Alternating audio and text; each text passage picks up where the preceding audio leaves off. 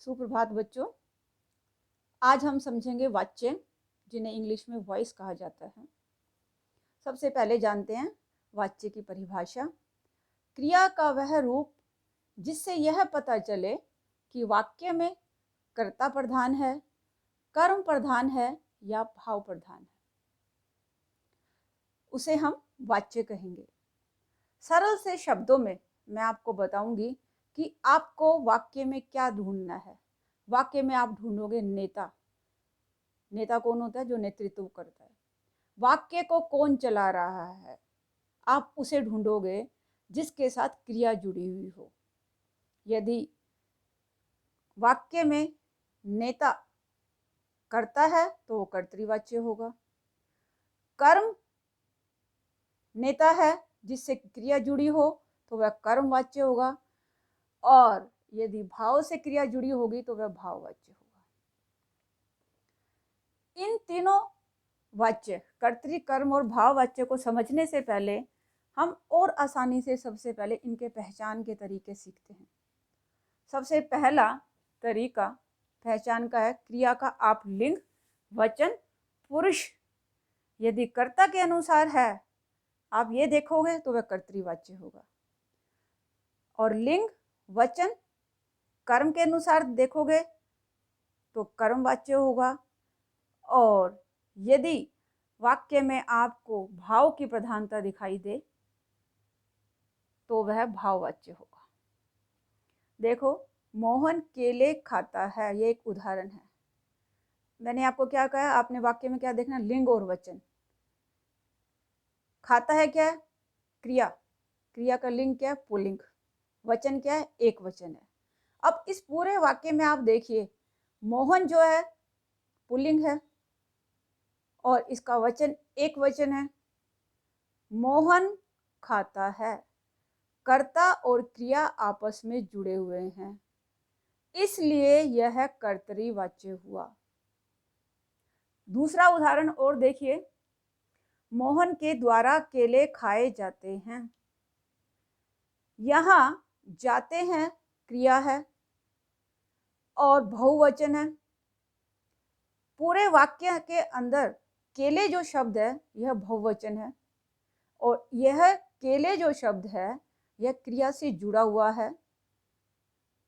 क्रिया को चलाने वाला कौन है? कर्म। यहाँ क्योंकि केले क्या है? कर्म है, इसलिए यह कर्मवाच्य हुआ। अगला और हम पहचान का तरीका देखते हैं। कैसे पहचान सकते हैं? क्रिया का भेद देखो। यदि किसी भी वाक्य में आपको से के द्वारा या द्वारा के साथ में कर्म दिखाई दे, क्रिया सकर्मक हो जाएगी, तो वह 100% कर्मवाच्य होगा। और यदि आपको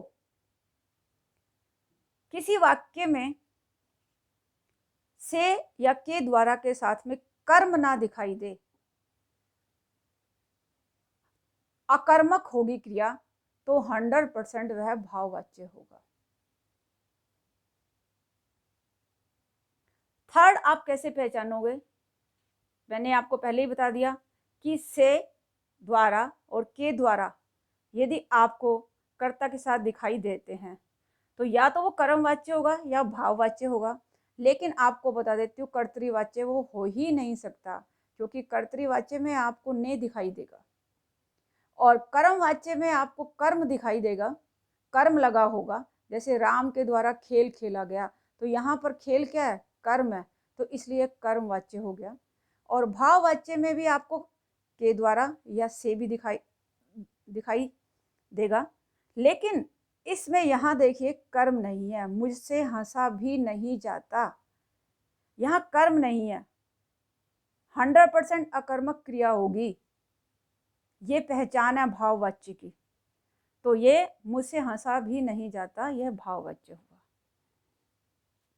आओ हम सबसे पहले अब कर्तृवाच्य को पढ़ते हैं।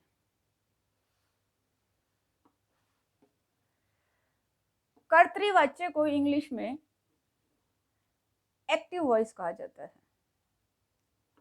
इसी को पहचानने का सबसे आसान तरीका फिर से सुनिए कि आपको वाक्य में नेता कौन है, लीडर कौन है, उसे ढूंढना है।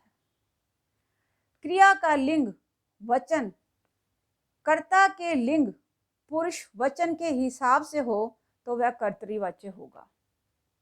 वाक्य आपको सकर्मक भी दिखाई दे सकता है और आकर्मक भी, दोनों हो सकते हैं वाक्य। दूसरी पहचान फिर से सुनिए, वाक्य में कर्ता पुल्लिंग या स्त्रीलिंग, एक वचन या बहुवचन, कुछ भी हो सकता है, लेकिन वह क्रिया के साथ जुड़ा होना चाहिए तो वह कर्तृवाच्य होगा। जैसे सीता पाठ पढ़ती है, देखो बेटा इसमें सीता क्या है, स्त्रीलिंग, क्रिया पढ़ती है स्त्रीलिंग है, तो इसका अर्थ क्या हुआ कि यह जो है कर्तृवाच्य है। मोहन खाना खाता है, अब दूसरा वाक्य देखो, मोहन एक वचन, खाता है क्रिया भी एक वचन, मोहन पुल्लिंग, खाता है पुल्लिंग, तो कर्ता और क्रिया आपस में जुड़े हुए हैं। क्रिया को कौन चला रहा है, कर्ता, तो यह कर्तृवाच्य हुआ। बच्चे फुटबॉल खेलते हैं, अब ये देखिए बच्चे क्या बहुवचन है, तो खेलते हैं भी बहुवचन है। जब बच्चों है के साथ में यहाँ बिंदी होती है तो वह बहुवचन शब्द होता है। तो बच्चे बहुवचन, क्रिया बहुवचन, कर्ता बहुवचन तो क्रिया बहुवचन, आपस में ये कर्ता और क्रिया जुड़े हुए हैं तो यह कर्तृवाच्य हुआ। दूसरी आपको पहचान मैं आपको बताती हूँ कि इसमें कभी भी आपको कर्तृवाच्य में से द्वारा या के द्वारा नहीं मिलेगा।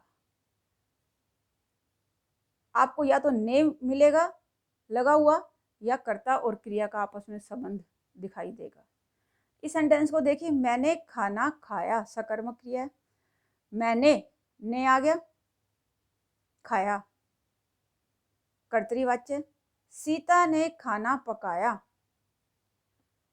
इसमें सीता ने पकाया, आपस में जुड़े हुए हैं कर्ता और क्रिया, तो यह कर्तृवाच्य हुआ। कारक की यदि बेटा आपको कोई भी विभक्ति दिखाई दे, उसे देख के आप घबराना मत, वो कर्तृवाच्य ही होगा यदि उसमें से के द्वारा या द्वारा ना लगा हो। राम ने रावण को बाण से मारा, देखिए बेटा इसमें कर्म कारक भी है और करण कारक भी है, दो दो कारक हैं, लेकिन यहाँ पर लगा क्या, ने, काम को करने वाला कौन है, कर्ता, इसलिए यह कर्तृवाच्य हुआ। मैं हाथ से लिखता हूं, मैं और देखिए मैं और लिखता हूं आपस में जुड़े हुए हैं, एक वचन एक वचन, मैं पुल्लिंग, यहाँ मैं पुल्लिंग लिखता हूं, तो यहाँ पर करण कारक होने का इससे कोई संबंध नहीं है। मैं हाथ से लिखता हूं तो यह कर्तृवाच्य हुआ। मुझे आशा है आपको कर्तृवाच्य समझ आ गया होगा।